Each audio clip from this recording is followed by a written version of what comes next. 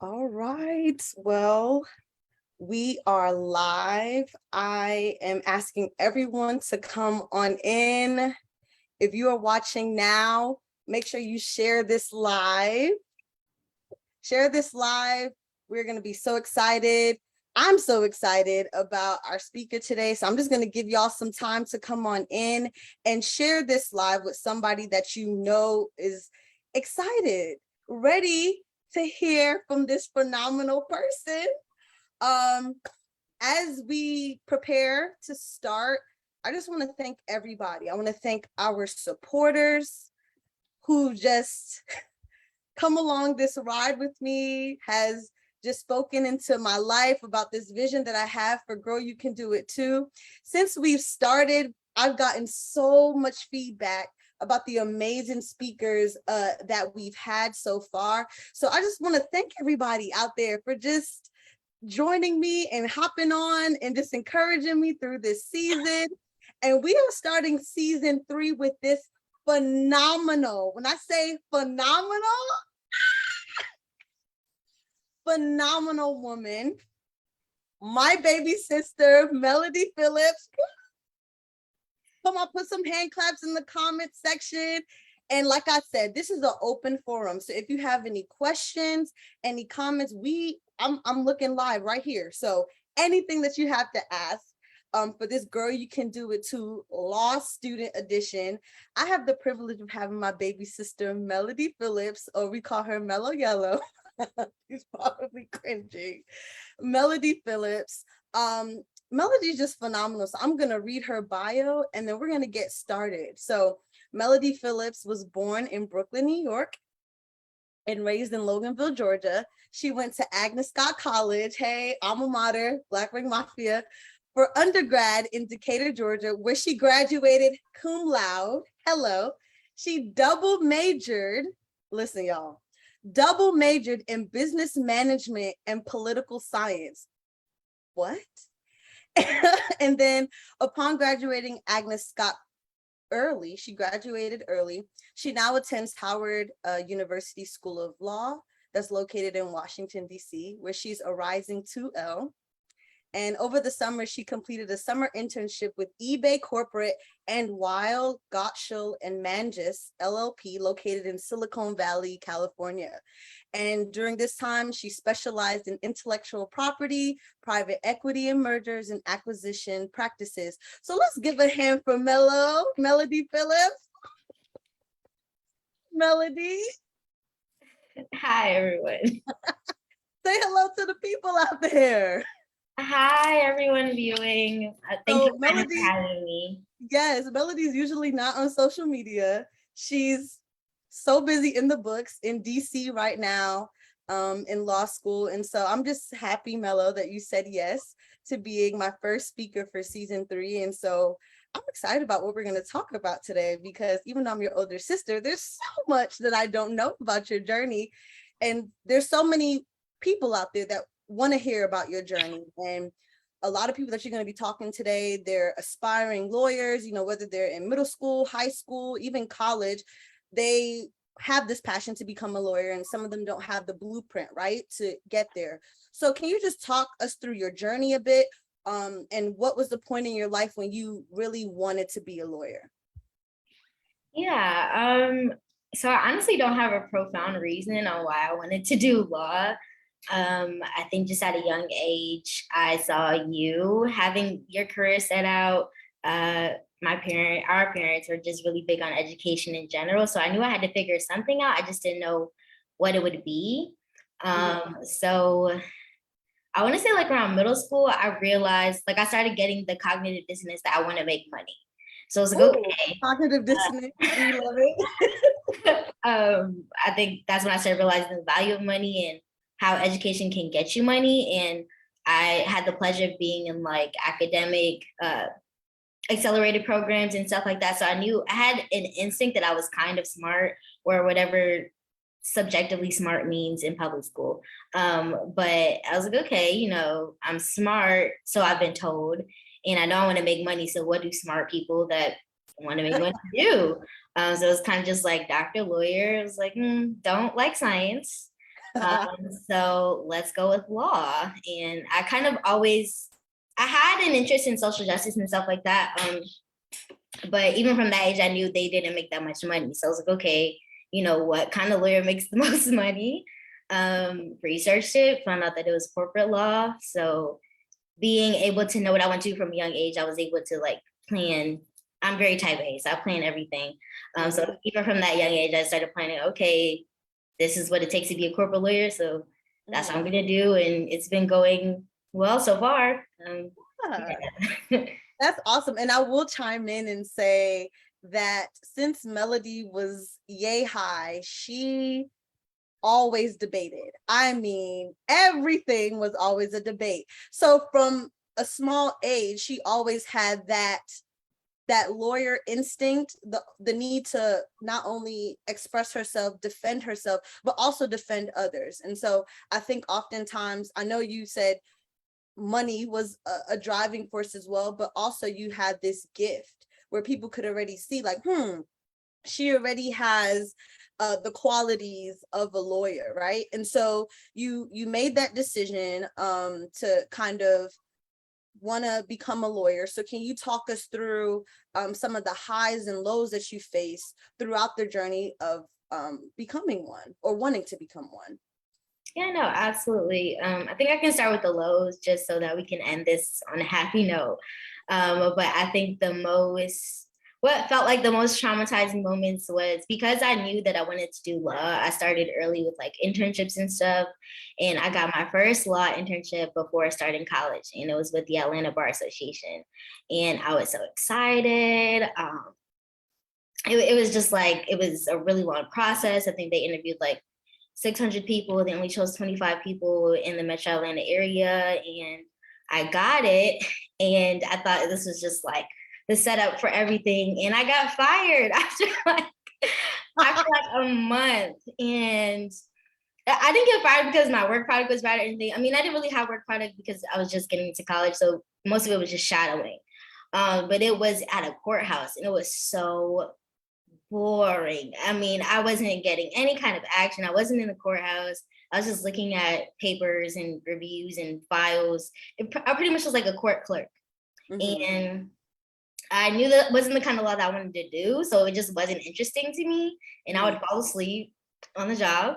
It was my first 9 to 5. So I wasn't used to like waking up. No, I think it was 8 to 5 actually. So I wasn't used to like waking up early and like doing all this stuff.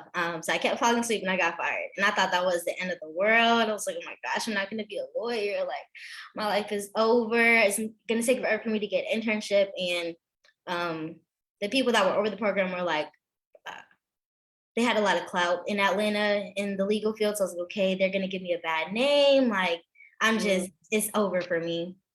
And then I think my second lowest point would have to be my first year of law school. So I got my first C in being in law school. As I stated, I was always like in accelerated program and stuff. So I had never gotten a C in my whole life until I got to law school. And I thought it was the end of the world. It felt like nothing was working out. And yeah, it was definitely humbling for sure. Yeah. I mean, just you telling that story, I feel like the underlying theme is perseverance, right? Because you get into the Atlanta, what was it? The Atlanta Bar Association, and they're like, hey, this is not working. And immediately you could have been like, oh my gosh, this is a sign. I'm not supposed to be a lawyer. But it was really a stepping stone, right? For you to be like, you know what? I made a mistake, but I'm going to keep pushing because I know this is what I'm supposed to do. I know what I've been called to do. And many a times we go through situations like that where like we have struggles through our journey and we think that it's a sign to stop and it's a sign to not do it. But it's really a lesson, right? To be like, you know what? I made this mistake, but it's not going to happen again. I'm going to learn from it and I'm going to push forward. And then even you talking about this C in law school, it's a learning experience, right? It's teaching you to persevere and you're going to your 2L year, right? And so there's so many good things happening. And so I know you and I were very similar with the type A personality. We plan everything to a T. And we always talk about that on the show, is that you can have a plan, but everything's not going to go how you plan it. But learning how to pivot, right, when it doesn't go how you want is really vital, because it makes you stronger. It helps you to persevere and really bounce back, right? And someone, mommy said, you learn from your failures. Thank you, Valerie Phillips.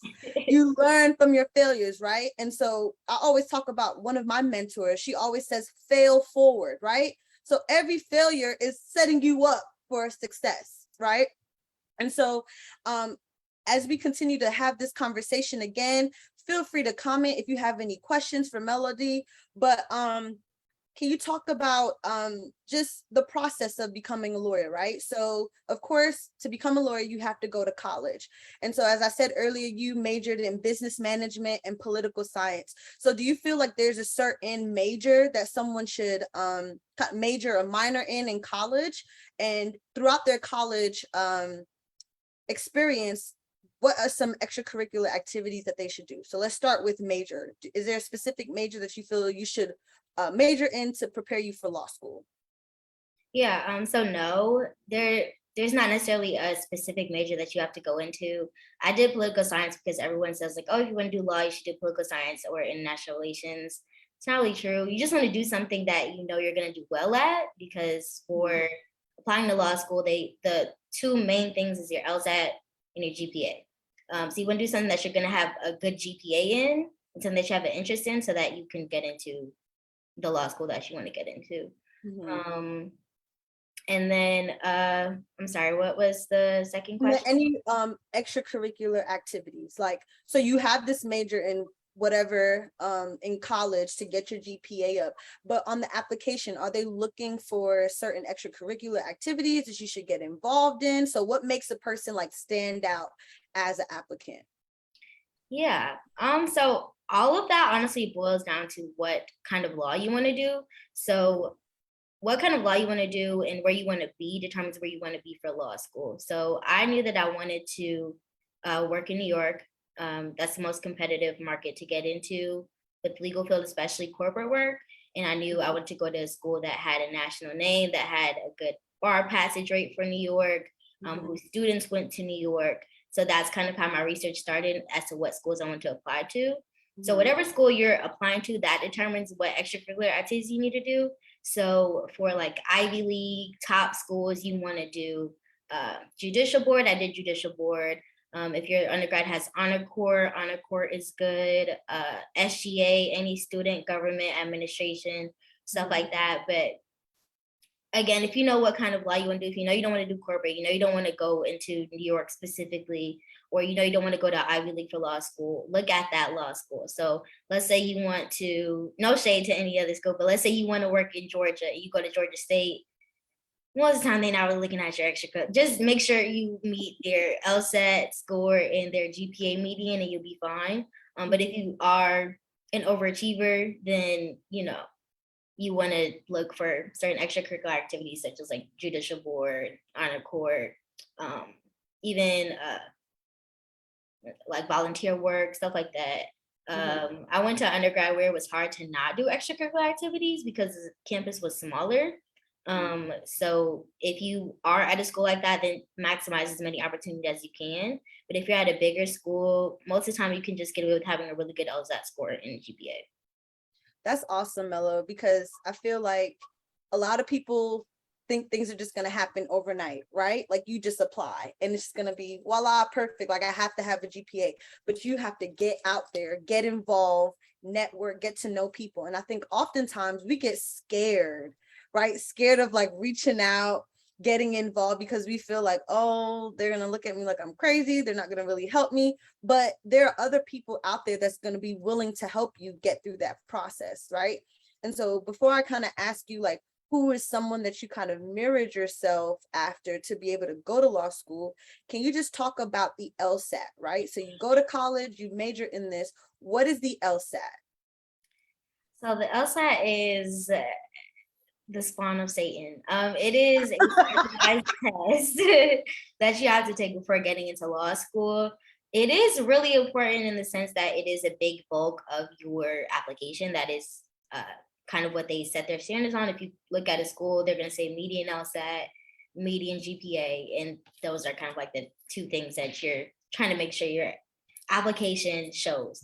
But it's not necessarily an academic test, so it doesn't determine how smart you are, it doesn't determine how capable you are, but it is a test that teaches you how to think like a lawyer. So it's like a logical test.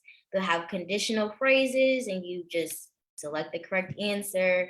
It's a beast. It's a beast for sure, but it's not the end of the world if you don't do great on it. And it is. There are studies that show that it is skewed to benefit white men, because white men do make the test, and it is based on white men's logic essentially. So there are they do take that into consideration in applications when you are a student of color or women or any other minority that is applying to law school. But yes, it is a standardized test that you, in most schools, that you need to take in order to get into law school. Yeah, and I will say I witnessed Melody studying for the LSAT, and it was no joke. Like, how many months before you actually apply to law school do you feel like you have to prepare for the LSAT, like study for it? Yeah, so I started studying in May 2020, took it October 2020. I vowed I was taking that test one time, and that was it. I know some people, again, if you're really gunning to go to an Ivy League or a top school, some people may take it multiple times and study for a longer period of time. I said I wasn't doing that. I was taking it one time. So I started studying in May. They usually suggest for you to study if you go to school, or if you have any other extracurricular activity, they suggest that you study for 6 months before taking your test. And if you don't have anything to do, they suggest that you study 3 months before the test. I am an overachiever, so I didn't have anything to do, but I still started studying 6 months in advance because, you just want to do well on it. And like I said, I was only taking it one time. I didn't want to have to take it again. So I just hit the ground running as soon as I could. I was blessed at that point because it was COVID, so I had a lot of free time. But what you want to do is try to get as much free time as you can. Usually try to do it during the summer, after, finishing a semester of undergrad, or even I know some people take breaks or gap years before going to law school and study during that year. So whatever works best for you, honestly, but the suggestion is 3 months or 6 months. Okay, so we're working through the checklist. You go to college, major in something that's going to boost your GPA, do extracurricular activities where it's getting involved in the governmental leadership at your institution, outreach, all of that great stuff. Studying 6 months before you apply to law school, studying for your 6 months LSAT. before the exam, and then applications is a different thing. Okay, so 6 months before you take the exam, take the LSAT, apply to law school. So that whole process is different because you got to get recommendation letters, all of that stuff. So make sure that you have a good relationship with your professors, with the internships that you're doing, and then you get that acceptance letter from the law school. And so let's talk about that. So why Howard University Law School? Why Howard? Yeah, so I always knew I wanted to, my top 2 choices for law school, anyone can attest to it that has spoken to me about my law school journey. I've always said Howard or Columbia in New York. Those are always my top 2 choices. Howard, because I wanted to go to Howard for undergrad, but my dad was very persistent on me staying in Georgia for undergrad. So all of us. Yeah, so I was like, okay, I can't do Howard for undergrad, so maybe I can do law school. And then Columbia, it's an Ivy, it's New York. I knew I wanted to work in New York, so it was just like, okay. But Howard specifically, like I said, I knew I wanted to work in New York, so I knew I wanted to go to a school that had a national name. And the people connected to Howard, as soon as I spoke to people that I was applying to Hustle, they connected me with people immediately, people that went to Hustle, alumni. The networking is crazy at HBCUs because they really want to see us all win. So like they were telling me what to put in the applications. They were helping with LSAT stuff. It's a common misconception. The first thing you're going to hear when you want to apply to law school is if you're trying to do big law or corporate law, you have to go to T14. And if you don't go to T14, you're not going to get a job. What's T14? So T14 is the top 14 law schools in America. It's usually based on the US Best News ranking list. Okay. And it's like if you don't go to T14 or T30, not even T30, T25-ish. The law industry is very competitive. Big law is the kind of law that makes the most money. So it's only like 10% of people in law school that actually get into big law. So in order to maximize your choices, they say to go to T14 school. However, Howard is not ranked very highly. So a lot of people discourage me from applying to Howard, like, oh, you should go to T14 school. Like you should just try hard on the LSAT, da, da, da, da, da. I'm so happy I did not take their recommendations, because I know I would not get the same kind of support that I've gotten at Howard, since from applications to now, to the mentors that I've made, to the friends that I've made, to the peers that I've made. Like Howard is just that school. And when they are looking for Black lawyers, they come to Howard because they know Howard trains you to be the best lawyer, regardless of your color. I could argue a Harvard person down, a Yale person down, and I know that I have that confidence because of Howard, because I know if I was Talk that talk. Yes, I love it. Because I know if I was at any other school, being amongst just, people that don't look like you in an elitist space, you might feel like you don't belong there, or that they're better than you, or that, you're just there for diversity. And I didn't get that vibe at Howard. Everyone has helped me. I probably would have dropped out, honestly, if I went to an Ivy, just seeing the competitive nature of the people there. And I worked with them this summer, and I saw that they're actually very mediocre. So yes, that's why I chose Howard, because I knew it was going to help me to be the best lawyer and get to where I need to get to. And let's talk about it, because we always on this show, we talk about imposter syndrome, right? Like we already feel the pressure of wanting to be successful, right? So you're going into a very competitive field. So you already in your mind have this, oh, I don't belong here, even though you've been accepted, even though you're in the top 20 percentile, because the application process for your class was so competitive. And to be selected was huge, right? And you're already in your head thinking, oh, I don't belong here, right? I'm not good enough for this. And so when you're in an environment where people support you, that makes it so easy. It makes it easier for you to get through. And let's be honest, amongst African Americans, we oftentimes tend to be very competitive with each other and have this crab in the barrel mentality. But the fact that you're at an HBCU where y'all help each other, you push each other forward, because hey, when we graduate, we're going to need each other after this. Let's continue to support each other and push through, right? Because it's a huge deal when you have people supporting you through the process, right? Because you could have your parents, you could have your siblings pushing you, but they're not in it. They're not in the valley with you. And that's what I've always talked to you about. I'm like, Mello, if law school is something that you want to do it because you want to do it, right? Don't do it because other people want you to do it, because those people, they're not going to be in the valley, in the swamp with you when you're studying all hours of the night. So to have a community of people that are supporting you, that's pushing you, that is powerful. And that's what I want to encourage everybody to do. Go to an environment that's not only going to cultivate your excellence and your ability to be the best in your field, but go to an environment that supports you. Because when you're having your hard days and you feel like you want to leave and say, forget this, you have someone there with you saying, no, we got to push through this.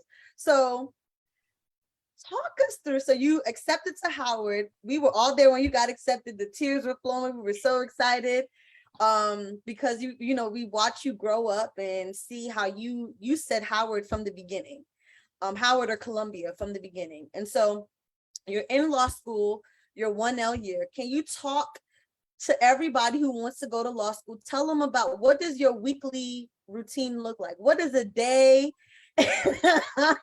in law school look like? Just give us a brief snapshot. What is it like to be in law school? Yeah. So law school is hard. Law school is very hard. I'm not even going to try to butter it up. Law school is hard.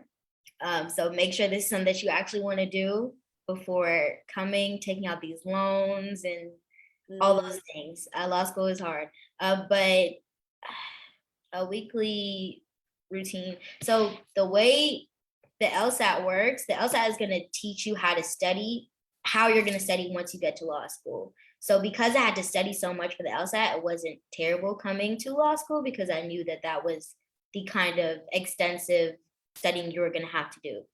So I won't say a weekly amount, but a daily amount. I try to study at least 8 hours a day, 7, 8 hours a day. So just I can do a day from this semester. I have a morning class this semester, so a regular Monday. My first class is at 9, 10 a.m. So I'd probably wake up around 7.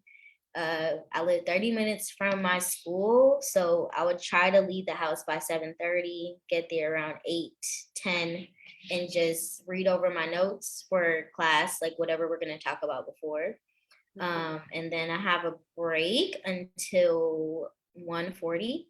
So class ends at 10:20. So it's like an hour and 10 minutes.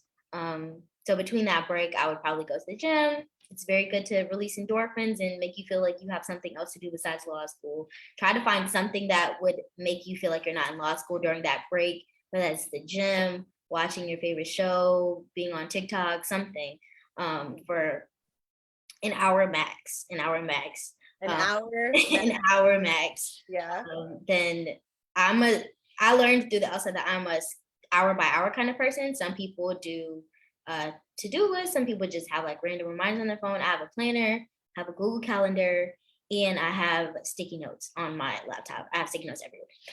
So by the hour, by the time I finish working out, I want to eat something. And this is just a goal of a day. I don't want to give the idea that you have to be a robot once you come to law school, but this is just an ideal day. Eat something. Then my next class is evidence from 1:40 to 3:10. So I would review for evidence. Evidence is exactly what it sounds like. You just learning about evidence that's admissible in court. Would review for evidence probably about 2 hours. And then after that, I'm done for the day, at least on Mondays. So I would finish, I'd probably take a break from 3:30 to 4:30, and then it's studying. So from 4:30 to 7, you want to read for your, well, okay, so I try to finish all my readings over the weekend. Reading is a lot. If you first year, your 1 year, you're gonna have 5 classes each semester. At least that's how it works at Howard. One class is legal research, writing, and reasoning. That's mostly just going to be an assignment, so you're not really reading for that class. But your other 4 classes are contracts, at least your first semester, contracts, which is just contracts, civil procedure, torts, and legislation and regulation. So each class you're probably given roughly anywhere between 50 to 150 pages per class. So you're reading about 400 pages over the weekend, so that during the week you can just prep.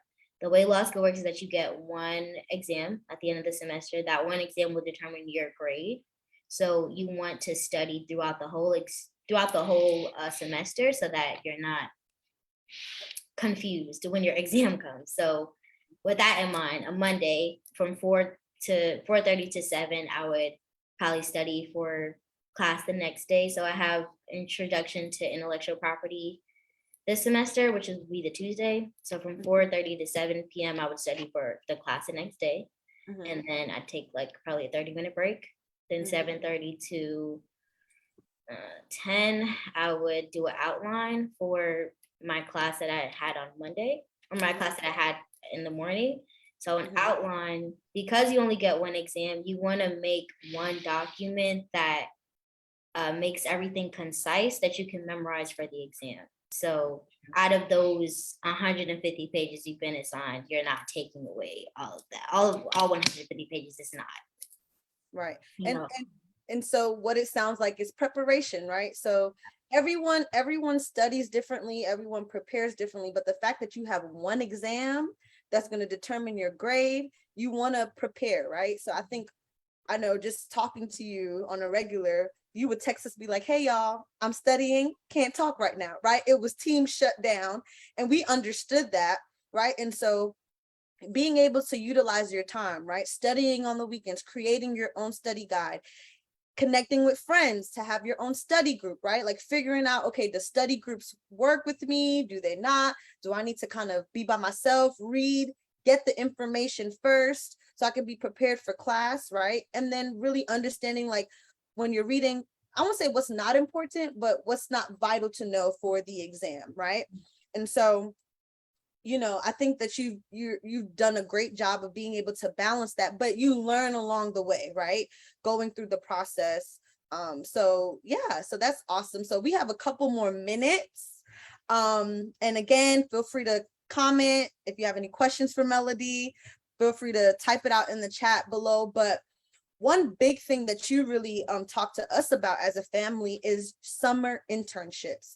How summer internships in law school, right? How important summer internships are to be able to secure a job once you graduate from law school. So just briefly talk about the importance of that, why it's important, and how should one prepare for a summer internship while they're in law school. Yeah, absolutely. So I can only speak to the corporate side. Some people come to law school and do public sector. Some people want to work for an agency. Some people want to do litigation. So it just depends on what you want to do. But specifically for me, I want to do corporate law. So the peak for corporate law is to get a big law job. Big law is just, it's a stereotypical law firm, like whatever you would see on a TV show with 1,000 associates working there, and it's a big office. It's big. It's very big. The salary is big. The building is big. Everything is just big. It's big law. Yeah. So that's where you're trying to get to if you're pursuing corporate law. So the way it works for someone pursuing corporate law, first of all, during the semester, you want to make sure you have good grades. It law school is different because it is graded on a curve. So I can kind of speak to the curve a little bit. Each school or each year, you have an average score of what everyone has to get, what the average of the class has to be. So that means only a certain amount of people can get A's, only a certain amount of people can get B's, et cetera, et cetera. So you want to score highly above average so that you could have an opportunity to have a job in big law. Okay. That's pretty much how you prep. So don't even think about what law firm you want to work at, none of that. Just study. study first. Study first. Don't think of, just study. That's all I can suggest for preparation for working for the law firm. It is important because whatever job you end up working, if you do get a big law offer over the summer, that's where you're going to work after law school if you do well that summer. So you want to try to, it's like once you secure it, it's kind of easy sailing from there. You just don't mess up. So it's important because like I said, it's going to set you up for where you're going to work after law school. That will then in turn show you what bar you need to study for, what state you want to get registered in, and all those good things. So it's important because it pretty much makes sure you have a job once you graduate. Okay, well that's awesome. And I will say that you did a really great job on your summer internship, and we're just so proud of you, and I'll just leave it at that. So we have a question in the chat from Allison, and she asks, how do you tackle burnout? Because it seems like the amount of focus and effort needed is really high and constant. So how do you deal with the stress of law school? How do you deal with the burnout? Because burnout is real. So can you kind of talk about that? Absolutely. I still haven't managed how to necessarily avoid stress because it's just a stressful environment. It's always something to do, whether that be clinic, journal, moot court, jobs, mentorship program. Like it's always something to do. So what you can do to avoid burnout is take adequate breaks. My first semester, I did not take any breaks, and it bit me in the butt second semester because that's when I got my first E. So in order to avoid burnout, the only answer to that is to take real breaks.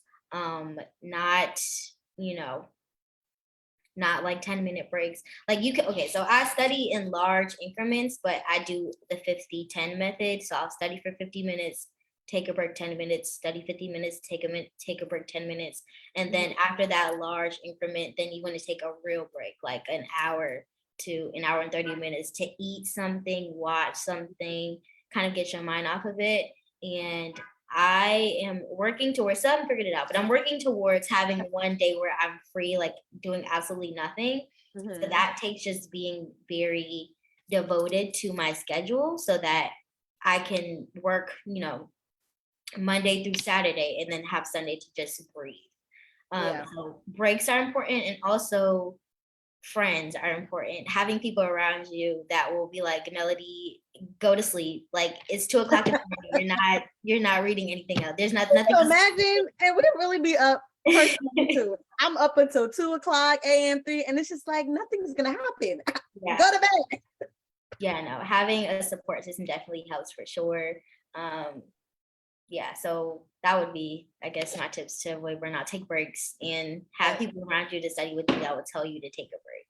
Yes, and I was just about to ask you that, like, how important is it to have a village, right, of people behind you? I know we, as your family, we have our family group chat. You call, you choose who you want to call when certain things arise during law school, because it's hard, it's tough. And so, but you also have your core people in law school, right, that you're studying with, spending time with, and they're able to kind of help you through that. And so you're about to go into your 2L year, and before you know it, you're going to be graduating. Like it's, and that's huge. And so throughout law school, what is the biggest lesson you've learned so far, just going through this process from a little baby, right, saying I want to be a lawyer, and you going through the highs and lows of college, studying for your LSAT, getting let go from your first law internship, right, and dealing with that. That's because I remember that hurt a lot. To go into your law internship, you had a law internship in college where you worked for worked immigration law, right? So you working over the summer for eBay and for this huge law internship in Silicon Valley, and making an impact there, because it went really well. It was awesome, and you literally stood out in that internship. I'm gonna brag on you. You did. You stood out from the people that went to the Ivy Leagues, right? You stood out amongst the people over the summer, and they spoke so well of you. So you about to go into your 2L year, right? You acquired so much along the way. So what's the biggest lesson you've learned so far throughout all of this? Yeah, I think my biggest lesson I learned is just do it. Like a lot there, I don't think I'm smarter than anyone else. I don't think that much separates me from anybody else. I said I wanted to be a lawyer. I looked it up, researched it, and did what needed to be done to become a lawyer. I don't think that makes me special. I don't think it's like rocket science. Just do it, and let them tell you no. Because a lot of times we tell ourselves like, oh, I don't think it's gonna work out. Speaking to myself, I don't think it's gonna work out. I don't think I'm gonna get this job. I don't think I'm gonna get this whatever. That's But powerful, Melody. but you never know what's gonna happen if you don't put yourself out there. So even kind of just speaking on pivoting from like our lowest points or whatever, I got fired from the law internship, and then within a year, I took a break from a year because again, I was scared to put myself out there again because I'm like, these elite Atlanta law people, they're gonna tell everyone I was a terrible employee and this, that, and third. And I went to my office in career services at Agnes Scott, and I was like, hey, what can I do to get a law internship? most of the time for law internships, they're not hiring undergraduates, and if they are, they're not paying. It's usually just for law students. So they were like, "We want to sell you, girl," pretty much. So I was like, "Okay, let me figure something out." I emailed every law firm that was close to me, and I got an internship. And she gave me a chance. That was the most hands-on experience I've gotten. And because of her, I now have a clinic position with a child welfare center at my school because of the experience that I gained from that. So just put yourself out there. If you want to do something, do it. Keep going. Don't let little things be a sign or uh, deter you from pursuing what you want to do. If that's what you want to do, then just do it. Yeah. And Melody, that's powerful. Just do it and let them say no. That is powerful because I think I have oftentimes to give credit to my friend. He told me that. listen, that's important. Like it's true. It's real because sometimes we tend to talk ourselves out of our dreams based on what's happening around us. And that is dangerous, right? We tend to just get in the way of our own progress by talking ourselves out of our dreams. And that's why self-talk is so important. And it's hard sometimes when that voice in your head is saying, no, you can't do it. You don't have the grades for it. You don't have the connections for it. And you gotta say no to that voice, right? You gotta say, I'm not accepting that. I know the plan, I know the purpose for my life, and I'm not gonna receive that no. If that person wants to tell me no, fine, but they haven't told me no yet. So I'm gonna just dive in, even if someone I don't know, I don't have the connections, I don't have the networking, I don't have someone setting a blueprint for me. It's gonna work itself out along the way, right? And so don't talk yourself out of your own dreams because we can be our worst enemy. And so it's important to persevere, to keep going, even if we don't feel like going. Just keep doing it. Just do it. Yes, I love that. Right? Zoe Phillips said, "Don't self-sabotage." That is huge. We oftentimes tend to self-sabotage, especially when we go into higher levels of education, whatever it may be. We oftentimes self-sabotage and we put ourselves down because we don't think we have the strength to do it, but we can do it. And you're a living testimony of being able to do it. You're doing it right now. And is every day perfect? No, it's not. But sometimes, like I always say on this platform, you have to give yourself grace. Sometimes I know we always think about what's next. What's going to happen next? What are we going to do next? What's the next plan? Rather than relishing, enjoying the moment and saying, oh my gosh, I'm here. I'm living out my dream. Like it's happening. I'm in the rough seasons, the good seasons. I'm still gonna push through. And in the end, you're gonna be like, oh my gosh, I did it. And I'm doing it. Right. And so you're doing it, and we applaud you. The virtual people on our platform, we applaud you for just doing it and just stepping out on faith and saying, you know what, I'm going to do it. It might get a little rough sometimes, but I'm doing it. And you are doing it. And you're not only doing it, but you're excelling at it. And so you should be very proud of yourself. I'm very proud of you. And I'm just so happy that you're able to share your testimony, to share your story with us. And so, we're about to sign off soon. And so can you just give just some advice? I know you just gave some more advice about just doing it, but what can somebody kind of hold on to when they're going through the rough season of their career? Yeah, I think the best thing that I can say is to run your own race. I know for me, I tend to compare myself a lot to people, especially in an industry like law, where it's competitive. You're being compared to other people's grades. You're being compared to where other people went to school. You're being compared to what other people did before coming to school. Like it's a comparison game, and if you don't stay true to why you're there, it's easy to allow other things to cloud your focus and cloud what is your original goal. My goal originally before coming to law school was I want a big law job and I want to keep my scholarship because I got a scholarship to make sure that I keep a certain GPA. I met those things and that's all that I need to focus on. And if you allow yourself to get clouded by other things, you might be like, oh, I didn't get on journal or I didn't do moot court, even though that was never your dream to do that.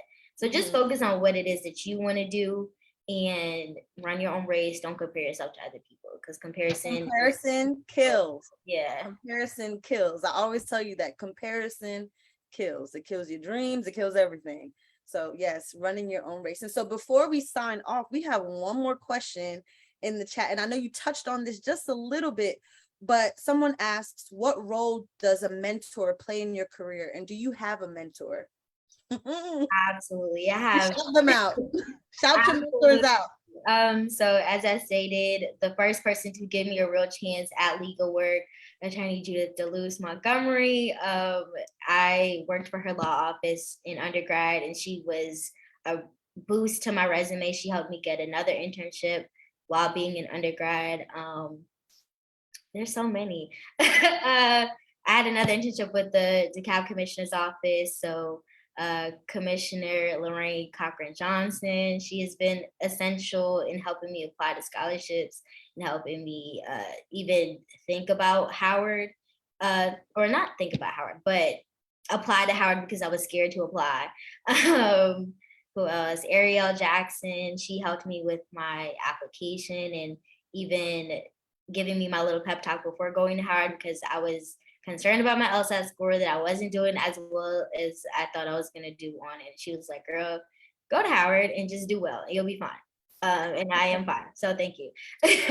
The great thing about coming to Howard is that they do assign you mentors. So I got assigned a mentor my first year, Kiara Phillips. She has been essential in everything, from helping me do well in my classes, providing me outlines, giving me pep talks, looking over my practice tests. Like, she's amazing. And then when you get hired for a law firm, they usually assign you mentors. So I got even new mentors this year. So yes, mentorship is very important. I know for me, it was difficult to find specifically a Black woman mentor that was doing what I wanted to do. So if anything I could suggest is just be open to whoever might be able to help you. All the mentors that I mentioned, none of them do corporate law. So I had to kind of just take what I needed from them. And if I had just closed the door like, oh, well, they don't do corporate law, so they can't help me, then I probably wouldn't have ended up where I'm at now. And even with that, again, like I said, I do think it is best to have a Black woman mentor if you are a Black woman, but also don't allow that to shut down mentorship opportunities. One of the best professors I had undergrad was a white man, and I was struggling with picking between doing public sector work because I had a really big interest in social justice and corporate law. And he was like, look, find what you're interested in and see if it makes money and do that. Like, you can always do public sector work. You can always do social justice work. You can always do criminal justice work. But right now, we're chasing a bag. And the bag is in corporate law. So do corporate law. And yeah. So don't be closed-minded when getting mentors, and reach out. There, people will help you if you ask though. Mm-hmm. Yeah, no, and that's powerful. Like, understanding that you can have mentors from different walks of life and they can help you through whatever you're going through, right? And mentorship is not a specific color, right? It's not a specific gender. Mentorship comes in so many different shapes and sizes. And so being able to pull from different ways, and I always say you should have a mentor to speak over different aspects of your life, whether it's finances, your education, family, whatever it may look like. Having a village of people that you can connect with, and then having a mentor that can get you to get that bag, that's important too. Hey, so there are perks to just listening, right? Because a lot of us, we don't want to listen to mentors. Oftentimes, I know I see that oftentimes some people have a big head like, oh, I can do it by myself, but you need people, you need mentors, especially someone who's already done it and they're able to give you a blueprint to say, hey, you might want to not do that, let's try this, because it worked for them and they know that it's going to work for you. So Melody, I just appreciate you. I love you very much. Like I said, I'm so proud of you. You are I've never met a young person like you with so much drive, and just having a plan and sticking to it and not giving up. And so, everybody just pull from this today. It doesn't have to apply to law school. It could apply to anything. If you have any dreams, just do it. Focus on talking to yourself in a positive way. Kill self-sabotaging, just be able to just do it, run with it, run your own race. Run your own race. That's why it's your own race. Nobody's ever run it before, right? And so, again, I want to thank everybody for watching tonight. Please share this live, share it with everybody on all of your social platforms. We're going to be doing some new things as far as live streaming, because we want this to get out to people. We want it to share to everyone who wants to be a lawyer. What does that look like, right? And not only law school, it could be anything, because everything that we've shared tonight is applicable not only to law school, but to everyday life. We're going to have so many awesome speakers in the next couple of months. We're going all the way to December, and I'm so excited about the guests we're going to have. So again, tune in next month. I'm not going to say who the speaker is. Just look out on our social media. And Mela, we just appreciate you again. Thank you for just being an example to all the young Black women out there that's doing what needs to be done. We're proud of you just for sticking to your guns and saying, you know what, I'm going to go to Howard because that's where I need to be. And again, you have a village of people that love you, that support you. And so we're so proud of you. I know your semester is about to start. So you're going to be in our prayers, and we know that you're going to do a phenomenal job. And if we ever need a lawyer, we know who to call. Amen. And if anyone has additional questions, I'm here. Yes. To help. I want to be as transparent as possible, because I know a lot of people weren't transparent with me. As you spoke about the crabs in the barrel mindset, a lot of people of color who are usually in the law space and big law space will not tell you the ins and outs of it. And I'm here to do that for you. So if you have any questions, please reach out. That's awesome. That's important, right? Paying it forward. Because you've received so much mentorship, it's important that you do the same for others that are coming behind you, so that they can not only be like you, but be better, right? That's the whole idea. We want to have self-preservation, preserve everything that you've done, because nobody in our family line did what you're doing, right? So you're really setting the mark. And so I know that's a heavy task, but you're doing a great job. And so do you want to share your email, whatever? How can people reach out to you? Yeah, you can actually just follow me on LinkedIn. It's just Melody Phillips. That's probably the best way to reach me if you have any questions. My email is very crowded and I don't check it often. So that would be the best place to reach. I check it often, but you're busy, honey. LinkedIn. Okay. So LinkedIn type in Melody Phillips. Yes. Okay. Type in Melody Phillips on LinkedIn if you all want to reach out. And again, remember that, girl, you can do it too. It doesn't matter what it looks like. Your dreams might be so big that you feel like you can't do it, but know that you can do it too. There's nothing too big. There's nothing too great that you can't do and set your mind to. And again, you have a village of people here to support you and provide you with the blueprint to do it. So again, Melody, thank you so much. We are so proud of you, and continue to conquer that mountain, because it's not easy, but you're doing it. And so we appreciate you. We love you. And again, we'll see everybody next month for an awesome speaker. And we love you guys. And we are signing off. Bye. Bye.